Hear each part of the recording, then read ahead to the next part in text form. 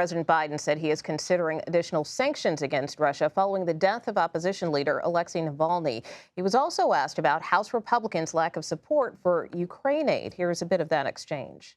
Mr. President, would you go as far as to say that Alexey Navalny's blood is on the hands of House Republicans right now? I wouldn't use that term. They're making a big mistake not responding. Look, the way they're walking away from the threat of Russia, the way they're walking away from NATO, the way they're walking away from meeting our obligations is just shocking. I've been for a while. I've never seen anything like this. Deepa, Shivaram, and Shelby Talcott join us now. Deepa is a White House correspondent for NPR, and Shelby is a politics reporter for Semaphore. Deepa, I want to start off with you and with the president's comments there. I mean, obviously, he's frustrated with House Republicans, and we know a delegation of lawmakers went over to this security conference in Munich, where it appears they also got an earful over Congress not passing Ukraine aid. Obviously, they did it in the Senate, but, what are the real impacts of this? I mean, how might this affect the war the longer this stalemate over Ukraine aid in Congress drags on? I mean, the White House has been very clear for months now. I mean, this is going all the way back to the end of 2023, right? Saying that there is no magic pot of gold. There's no magic pot of money that's left over for Ukraine.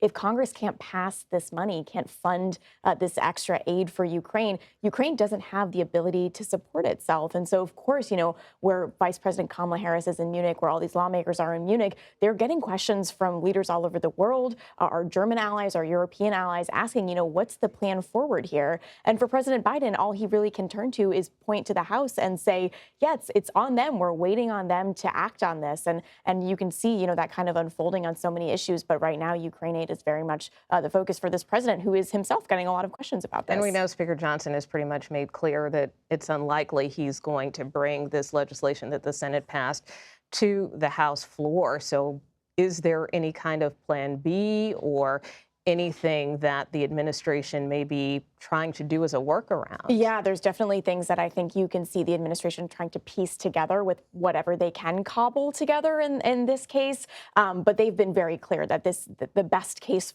scenario forward is for Congress to pass this aid. And so you see, White House players, the Department of Defense, we hear a lot from National Security Council spokesperson John Kirby talk about this, that there are ways that the White House is trying to see, what next steps they can take. But at the same time, they are still going to be calling on Congress. They are still going to be calling on the House to make this aid package work, because at the end of the day, it has been bipartisan and continues to have that support.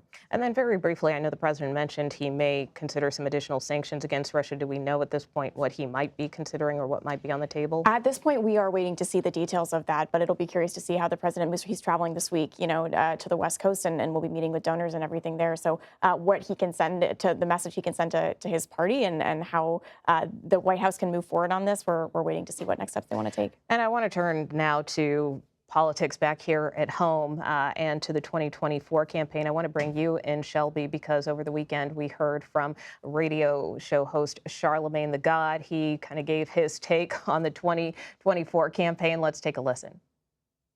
The crooks are the Republicans.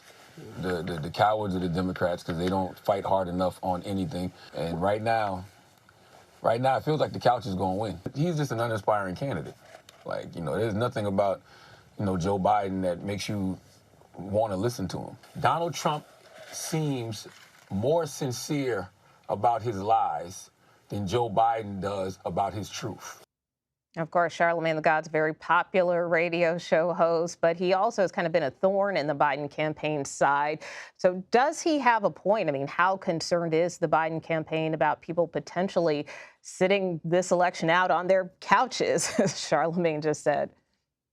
Well, when you talk to the Biden campaign, they've continued to maintain that it is really early on in the race. We still technically do have a primary, although Biden officials have, publicly said they believe that Donald Trump will be the nominee. So they just believe that people are not yet tuning in. And once it becomes an official race between Donald Trump and Joe Biden, that voters will begin to turn out and will begin to be interested. Now, on the flip side, I have heard that argument that we just heard multiple times. And the main concern from Democrats who have been more critical of Biden and the Biden campaign is that voters at this moment are not excited. And they're not excited about both options, but they're particularly not excited about Joe Biden. And so we heard, I think going forward, the Biden administration is going to have to make changes in order to get voters excited. That's going to entail having surrogates out on the field more and more often, which we've seen, and then their campaign ads, what they do with that, and how they can tap into some of these voter bases that they dominated last election, but they're struggling with right now. And I understand you also have some new reporting about what the campaign is trying to do to pitch the president to voters. What can you tell us?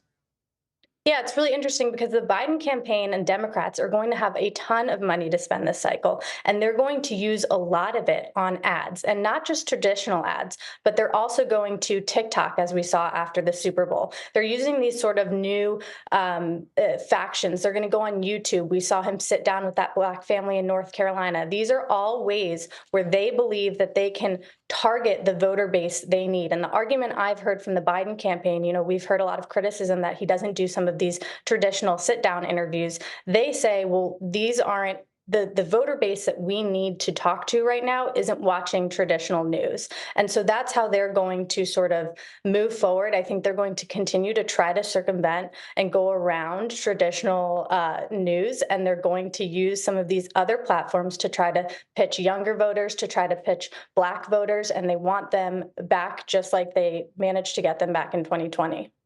Yeah, and Deepa, I know you spent a lot of time covering the vice president as well.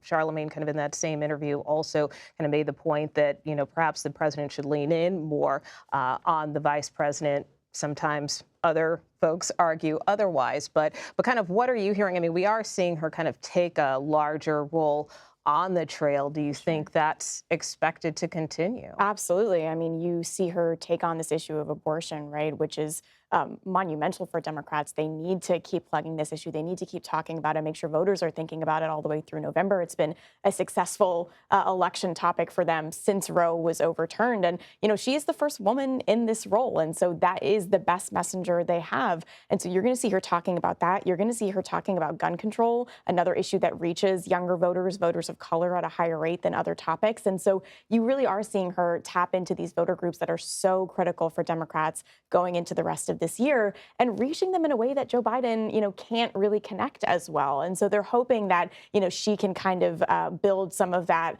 up as Democrats are sort of trying to claw their way back in with some of these groups. Do you think she has built up more credibility, if you will, with the base? Because there have been some detractors who feel that she hasn't been as effective, but the more she's getting out there, do you think people I think that key part of getting more out comfortable there, with her? The campaign will argue, and I think even voters, when you hear from them, will argue, I feel differently about her once I see her in the room. Seeing Kamala Harris on social media, hearing about Kamala Harris through your friends or family, if you're a voter and you get to see her face to face or she comes to your town, people have a much different perception of her once they see her in person. And so you're seeing her travel all over the country right now. You can definitely expect that to ramp up.